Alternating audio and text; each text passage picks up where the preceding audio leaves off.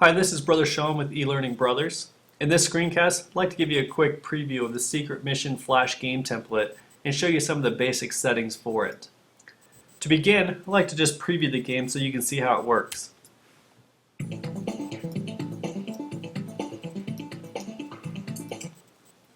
This is your basic instructions and setup screen. You can change the text to say whatever you'd like. You can put images in here. You could also even upload a narration audio file if you'd like to.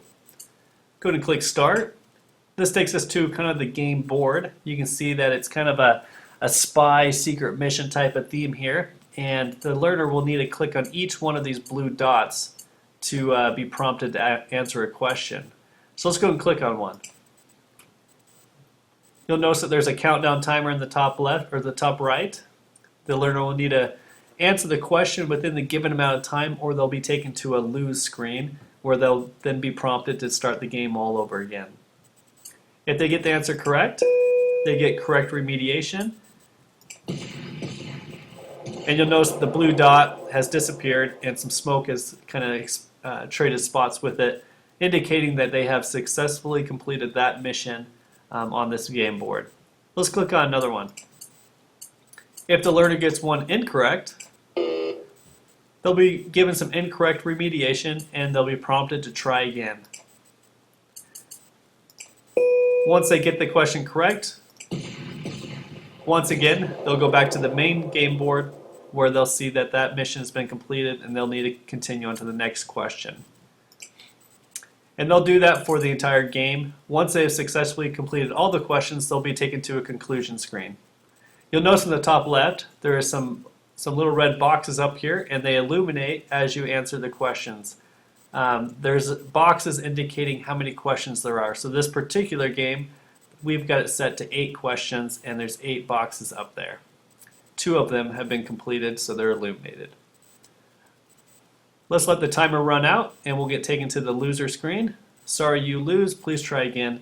And this is where you would actually customize your own text in here. Once again, you could add images and narration if you'd like to. Alright, so that's just how the game works. Let me just dive into some of the settings here so you can see what kind of things you can change on the game.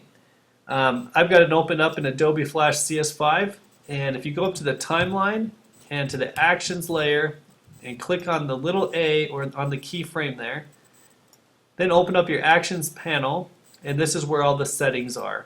If your actions panel is not open, just go up to Window and Actions.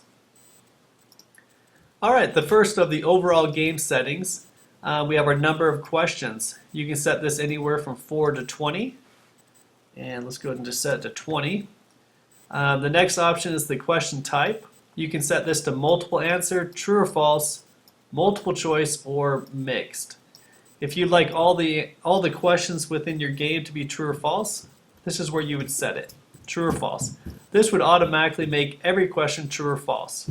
I like keeping it on mixed because down below on the individual question options, I might want to shake it up and do true or false, some multiple choice, some multiple answer. So let's just leave it mixed at this time. The next option is your countdown timer. This is how much time the user has to answer each question. You can change this to anything you'd like.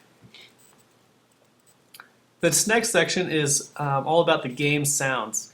Well, there's another tutorial that we'll have that you can that will show you actually how to insert your own sounds if you want to replace them with your own. There's an option here to set your game sounds to true or false. If you like to turn off all the sounds so that there's no sound playing, you can just change that to false.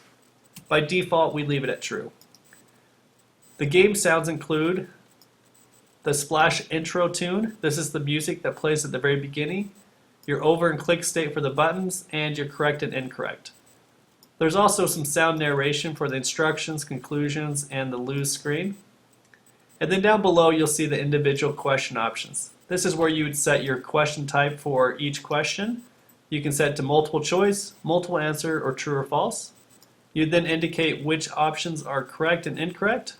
And then you have some sound narration if you'd like to add narration to your question, and the remediation text.